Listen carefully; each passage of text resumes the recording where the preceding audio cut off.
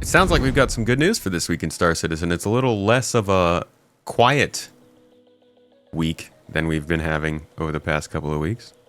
This is actually going to be an important week. You guys are going to get some good information this week that will make a big deal in our understanding of how Star Citizen is even going this year. First, we're going to be getting Pirate Week is starting on Monday, it seems, or on Wednesday, along with a roadmap update, which will probably give us the last update on 4.3.1 before that goes live. That means things like the Apollo will probably get confirmed, or at least added to the roadmap.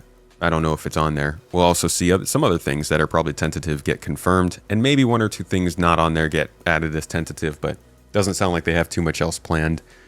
On Thursday, though, we are getting the Star Citizen Live with Benoit, the one we've been waiting for. Benoit is the CTO at Cloud Imperium Games.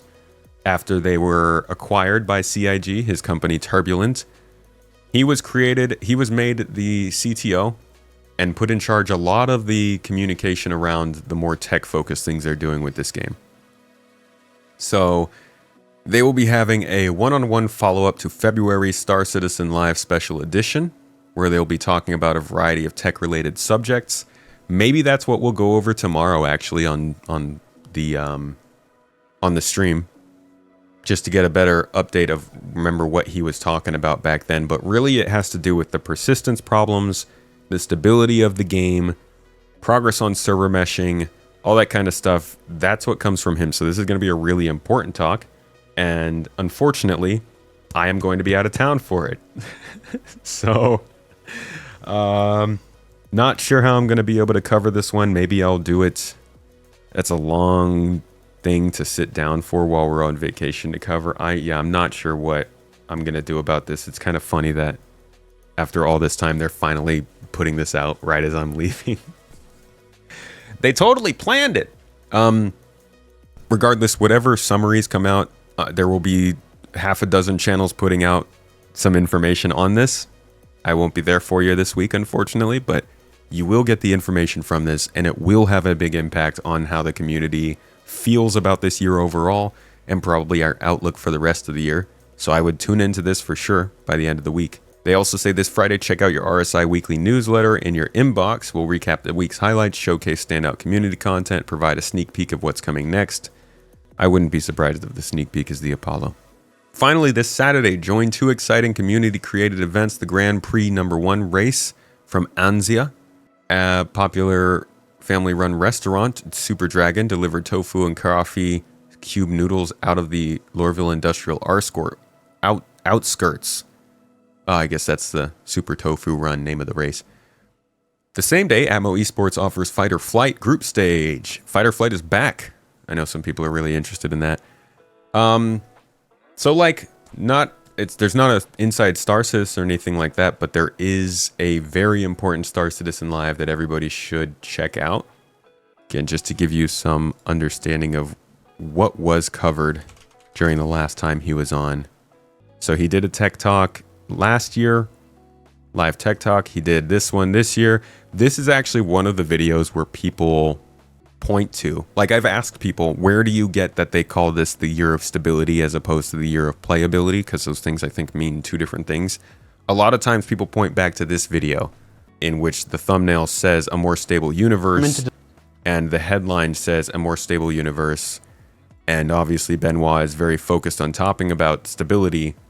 So they take it as like, okay, this is definitely the year of stability because that's what this video is about. But it's not. This is about multiple different areas of the game, and Benoit is just one part of that. Here is just a little bit of how he usually talks about this stuff. Fix an elevator.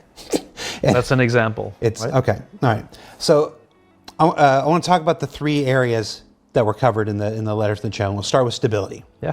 So I know this is going to sound like a simplistic question, and there are probably lots of Star Citizens. I can see them in the chat right now.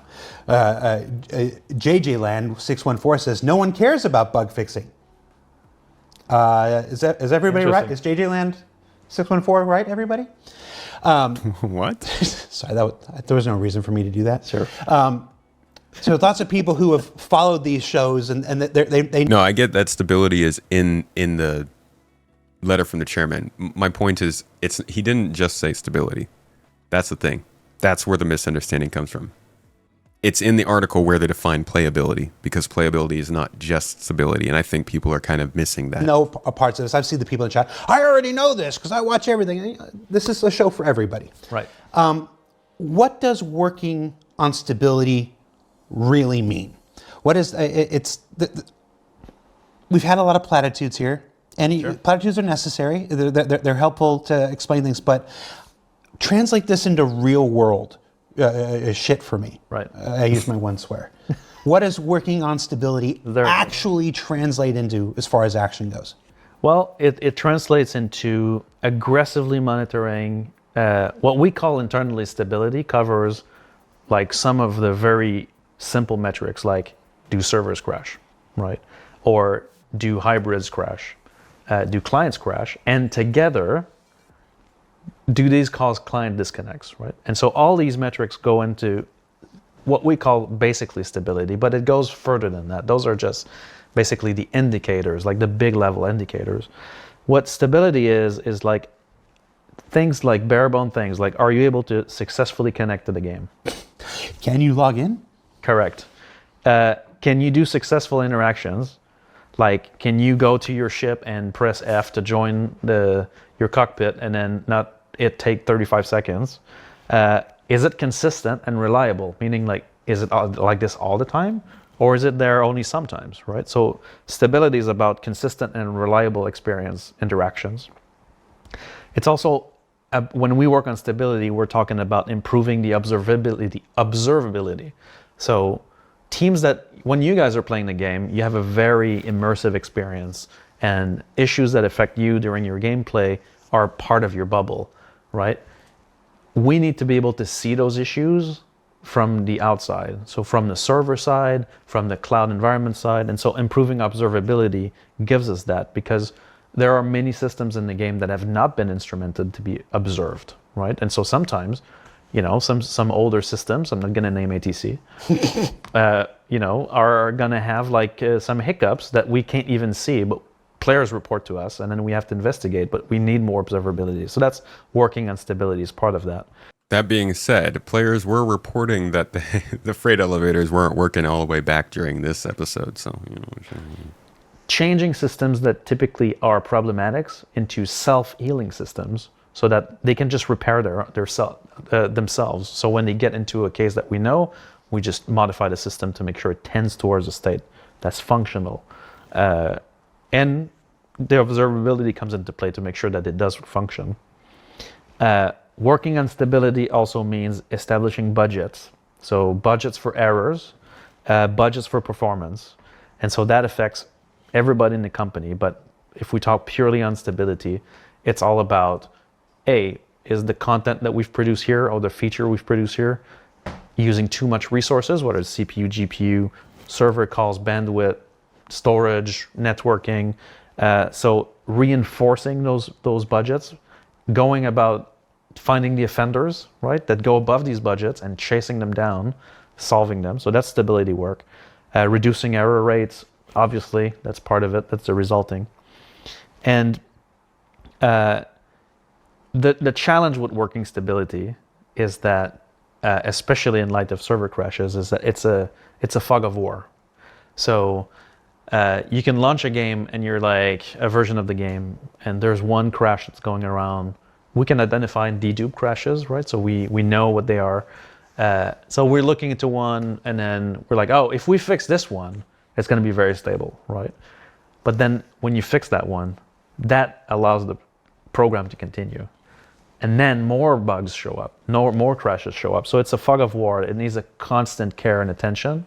One thing we've done this year to help that is that we have a much more robust hotfix process that, frankly, we use a bit too much, but it does give us the ability to get some fixes out when we see big problems right away. But it's to contribute to that fog of war. So that's what working on stability for me is. It's all of these issues together.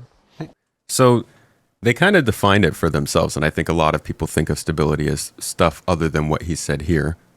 But he did set that for himself at this time. So it's going to be interesting to have him come back on and tell us, hey, is this Do you feel like you've addressed that? Have you guys made more work on that? Is this another talk about the year of stability or playability or whatever? Or are we going to get more into some of the more interesting bits, the ePTU, server meshing, Maelstrom testing, and new star systems? Like, there are two different ways that this conversation go. It could go both ways. But that's kind of where they were in those conversations before. Like you said, the freight elevators are working great now, but like Paul said on his Captain's Table podcast over the weekend, there's no way they didn't know going into that event that freight elevators were having problems. Just judging by how they have this conversation. So it was a real miss to not have something ready for that when that event went live. Let's talk about elevators and trams. All right. Let's talk about elevators and trams.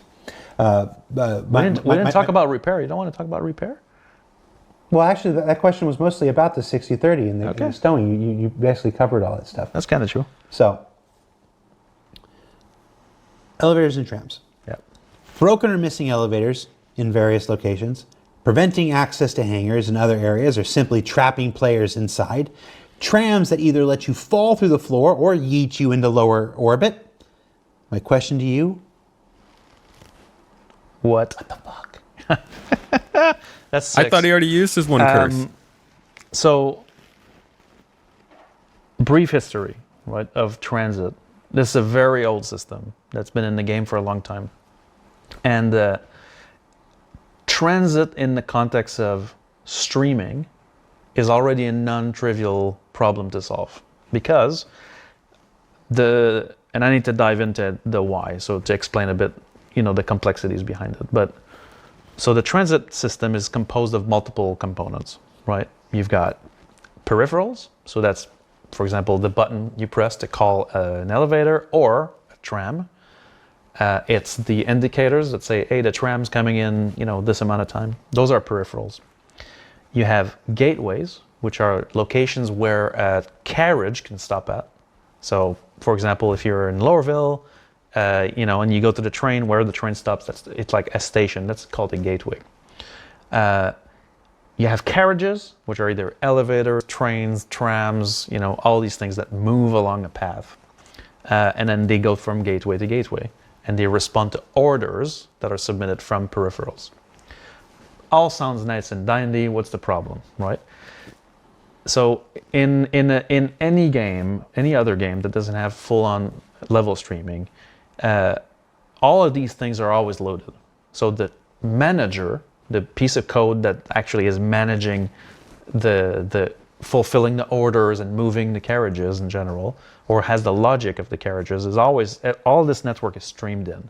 It's all loaded, so it's always available. It knows where the carriages are, it knows what's happening, everything is there. In our environment, because of our SOCS technology, that allows us to have more performance on the servers because we unload the rest of the zone. That means we unload those carriages. So think about your Lowerville train that you see stop at you and then leave. On the server, if nobody's on the track, it doesn't have a carriage there. It's unloaded, right? And so the current iteration of the system actually destroys that carriage and will recreate carriages when it needs it, right? And there's been a ton of issues with this. So that's the first part, right, is the streaming part. That makes it a bit more complicated. The second part is that the way the system was built initially, it would fulfill these orders to those, send orders basically. You call the elevator from your hangar, I need to send a lift there. So the system is going to tell the lift to move. The lift moves on its own, right? So you will jump and then do the actual path. We want those to be physicalized, so they're actually following certain paths. Now, the issue is that combined streaming with these orders and state is lost in certain conditions. And so the system just needs a whole lot of changes on its communication layer to be reliable. And it needs a fundamental change in how it fulfills these orders. Instead of just sending a message to a carriage and hoping for the best, the transit manager needs to be actually always tending towards the state that it should be in so that it can self-heal for any kind of issues, right? Whether creating the carriage failed or streaming out and losing a piece of it, the system needs to change to be able to properly do that. So that's what the new system that we're writing is going to do. It's going to solve these communication issues with streaming, and it will make the system self-healed. But we also need to do fixes to the current system immediately, right, to get that working. So now we do have a crack team on this right now, where we've significantly increased the size of the group that is looking at the current elevators issues, which we have absolutely regressed on. And they're looking at adding the self-healing component I just talked about directly in the system. So I was happy to hear that we have now proper reproductions for at least a couple of cases where... No, honestly, he's talking here literally about, like, at this point, elevators were a big problem. That's why he's being asked about this question. That's why Jared said, what the f*** when he started the question, because it was a big deal in the community. Since then, elevator problems have largely been eliminated, and he's sitting here in front of the camera talking about how they planned on doing it at that time. So clearly, they had a solution, they implemented it. It might not be perfect, but it's done a lot of its job. And it drives me nuts that people are like, oh, the game hasn't become more stable. Nothing's changed this year. They haven't done anything. And like, he's sitting here explaining it. I will say this, the game's not as stable as I'd like, but they've clearly put some work into making things work better. As far as the problem with the freight elevators coming in broken for the event, after people knew they were broken, I think mainly what people see as a problem there is like, CIG needs the feedback for these game systems to be able to work. And they were getting a lot of feedback on freight elevators since it was released. I mean, like literally in the time periods that they asked for specific feedback and stress testing on those elevators, one of the feedback things they were getting was that planet-side freight elevators have problems. And it seemed to a lot of players like they took those problems and said, we don't really know about those, and then released the event. And then after the event came out and said, well, we didn't realize that this was going to happen when the event started. Now we know, and we're able to fix it. Nobody's unhappy that they're not able to fix it. It's just kind of like, what do you mean you didn't know? that even if you didn't have time to fix it, maybe you guys should at least still say that you knew, because everybody was saying that. Those are the weird bits of communication that I've mostly seen people refer to. We should all accept that it's in testing. All of this stuff is temporary in testing. It's alpha level, all that jazz. But when it comes to the communication surrounding this stuff, I think they need to do a better job of making sense to the average person, at least, I think. And when I say average person, I mean average space nerd that is far too obsessed with all this like us. And as you can see, throughout this whole talk, he hits a lot of the big topics: server instability, persistence, hangars, elevators, quantum travel, prison, mining, Vulkan, inventory. Which is why we're very excited to see what this talk might be coming up this week. This might have some good stuff. I am very hopeful, but we'll see. Either way, this is what Astropub likes to call the beginning of CIG's year. This is where things really start to ramp up. September is the summer of Star Citizen is like the pullback of all the water when a tsunami is forming. And then October, November, December is that tsunami. We get all the most anticipated ships, all the biggest news, the biggest update drops happen. The devs come on camera more to talk about stuff. They hold back information so that these 3 months, the last 3 months of the year, are good fun times, and lots of things are getting shipped and talked about. So we will see what comes up of it. This is probably going to be the start, this Star Citizen Live, and from here it's full speed for the rest of the year. Like I said, I'm hopeful.